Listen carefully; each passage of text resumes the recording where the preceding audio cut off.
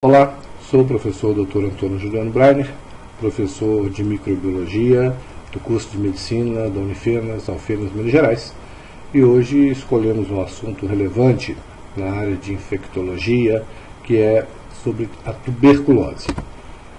Os dados epidemiológicos são impressionantes. 9 milhões de novos casos no mundo, com um terço desse, 3 milhões, indo a óbito. No Brasil, nós temos 71 mil casos notificados, com 4.800 mortes por ano. Observamos aí que pacientes imunodeprimidos, a mortalidade em 2 anos vai até 80%, principalmente com cepas do bacilo da tuberculose multiresistente. A fisiopatologia. A doença é uma doença infecciosa crônica causada por micobactérias de replicação lenta. O principal agente etiológico da tuberculose é o Mycobacterium tuberculosis, mas existem outras espécies de micobactéria. Vamos falar do Mycobacterium tuberculosis, que é o principal agente etiológico da tuberculose. Nós temos esses agentes como bacilos, pequenos, são aeróbios, precisam de oxigênio, não esporulam, tem uma parede celular rica em lipídios, é um bacilo chamado bacilo álcool-ácido resistente. Isso aqui é importante porque ele não aceita a descoloração pelo álcool ácido quando ele faz uma baciloscopia pelo Medsenius. Voltamos a falar disso mais à frente. Tem um crescimento lento, 18 horas, o que implica uma cultura muito demorada, com mais de 30 dias para ser finalizada. E essa bactéria, a transmissão dela é inalação de aerossóis.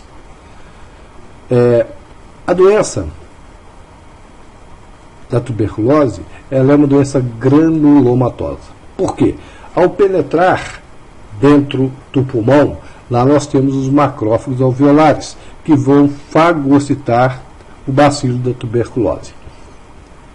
Nesse ambiente, nós vamos ter um granuloma. Por quê? A bactéria vai ser cercada e fagocitada por vários macrófagos e ali vai ocorrer um processo inflamatório, levando ali a um linfócito T. Esse granuloma é um microambiente dinâmico, não é estático, As células se renovam sempre. O período de incubação. O que é período de incubação? É a penetração do agente etiológico e os primeiros sintomas podem demorar aí de 6 a 14 semanas. Quais são as condições que nós temos predisponentes para que ocorra a aquisição da tuberculose? Nós temos pacientes aidéticos, inclusive o aumento dos casos de tuberculose a partir do advento aí da AIDS é muito grande. Transplante de órgão sólido, onde o indivíduo que recebe o transplante tem que tomar imunossupressores. Idade inferior a 5 anos, superior a 60 anos, onde o sistema imune ainda abaixo de 5 anos não está consolidado, e acima de 60 anos o sistema imune começa a decair. Indivíduos desnutridos, alcoólatras, pacientes com diabetes, doenças autoimunes, principalmente pacientes que usam por longo tempo corticoide. Essas são as condições que predispõem o indivíduo a adquirir o bacilo da tuberculose. Aqui nós temos 2 casos mostrando as cepas do Mycobacterium tuberculose. Do lado esquerdo do vídeo nós temos aqui uma cepa de Mycobacterium tuberculose atenuada. Essa, por exemplo, quando você toma a vacina, os macrófagos capturam, eles sofrem apoptose, morte programada, liberam também essas bactérias no meio, que serão capturadas por uma célula dendrítica, que é uma célula apresentadora de antígeno. Essa célula vai endocitar as vesículas apoptóticas do macrófago, contendo a bactéria atenuada. Isso vai, através da célula dendrítica, estimular os linfócitos T e os linfócitos TCD4 e CD8, fazendo com que o organismo esteja preparado para destruir o macrófago, a bactéria. Do lado direito do vídeo nós temos uma célula virulenta. Observe que o macrófago captura, não consegue matar. Sabe por quê? Porque essa bactéria contém na sua parede um lipoarabinomanana. Isso é uma substância que impede a fusão do fagossoma com o lisosoma. Impedindo isso, não se consegue ter substâncias para destruir a bactéria. E ela, então, vai infectar os outros macrófagos e causar doença localizada ou disseminada. Nós temos aqui a apresentação clínica nesse diapositivo dos 3 principais casos: tuberculose primária, tuberculose secundária ou de reativação e tuberculose extrapulmonar. A tuberculose primária, ela acontece quando forma-se o complexo primário de Ghon. Esse complexo primário de Ghon é uma lesão pulmonar parenquimatosa envolvida por nódulos, e é chamado complexo de Ghon. Né? Esse complexo de Ghon é que mantém ali o granuloma, né? A bactéria envolvida aí por macrófagos e linfócitos T. Isso pode evoluir para a cura, o sistema imune resolve a parada. Pode ocorrer a doença localizada ou então a doença disseminada. A doença primária, né, localiza-se a bactéria na porção superior do lobo inferior ou na porção inferior do lobo médio direita, e os sintomas é febre e tosse produtiva. O que é tosse produtiva? É uma tosse em que ocorre a produção de escarro em grande quantidade. A tuberculose secundária ou de reativação, né, é que aquela infecção primária recidiva, né, começa a duplicar os micro-organismos, levando a tuberculose de reativação. Principais sintomas: febre vespertina, tosse produtiva ou não, queda do estado geral e perda de peso. Nesse caso, ocorre a resposta imune adaptativa, né, nessa reativação. Observe que forma focos de necrose caseosa importante, comunicando com o brônquio. O material necrótico é drenado pelas vias aéreas, formando uma cavidade, caverna no pulmão, repleta de bacilo. Principal fonte de transmissão. Quando o cara tosse, ele libera muito bacilo. Aqui nós temos mostrando aí a necrose caseosa central. A reativação da tuberculose primária pode ir para uma tuberculose avançada ou uma tuberculose miliar secundária. O que é tuberculose miliar? A bactéria cai por via hematogênica através do pulmão, vai para fígado, baço e ossos. Tuberculose extrapulmonar. Nós temos aqui a neurotuberculose, né, onde o indivíduo apresenta febre, rigidez de nuca, sinais de Kernig e Brudzinski presente, náusea, vômito e cefaleia. É uma meningite tuberculósica. Colhe-se o líquor vai apresentar pleocitose. E que é isso? Aumento de leucócitos. Esses leucócitos, a maioria é mononuclear, ou é linfócitos ou monócitos.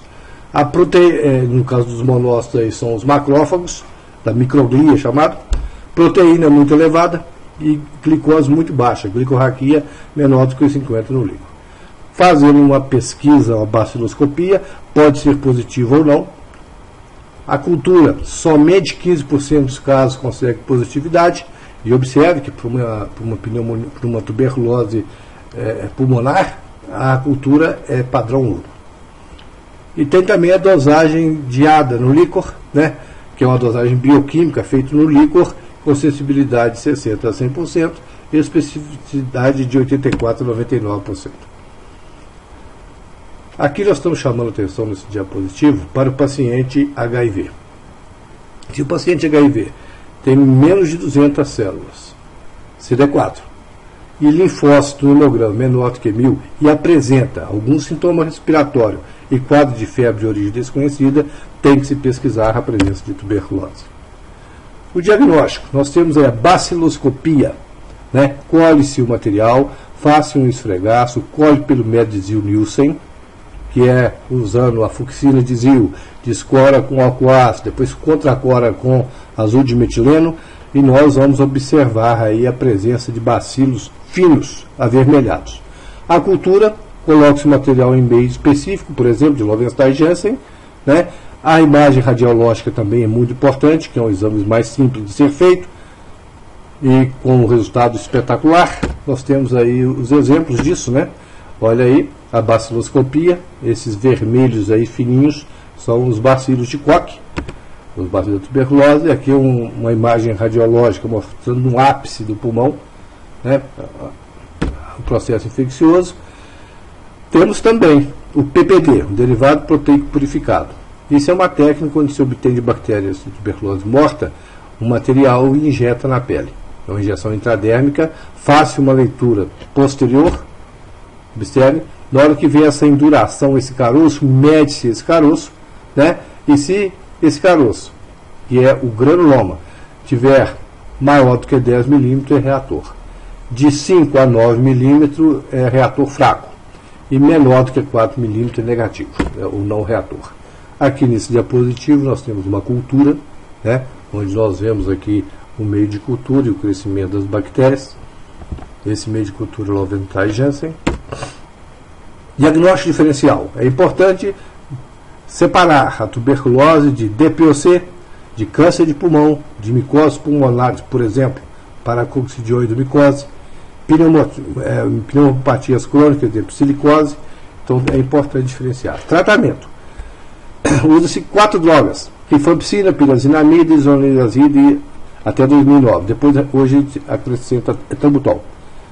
Observar que uma nota técnica sobre o tratamento da tuberculose pelo Ministério da Saúde em 2009 pode ser consultado no site do Ministério da Saúde e é muito bem orientado para o tratamento. E o tratamento é totalmente pago por nós, né, através do governo federal, ele que aplica isso, mas é nós que pagamos, não é o governo que dá nada para ninguém, através do nosso imposto, usa-se isso e a pessoa tem os medicamentos nas farmácias das cidades, dos municipais, né, totalmente gratuito e com um sucesso espetacular.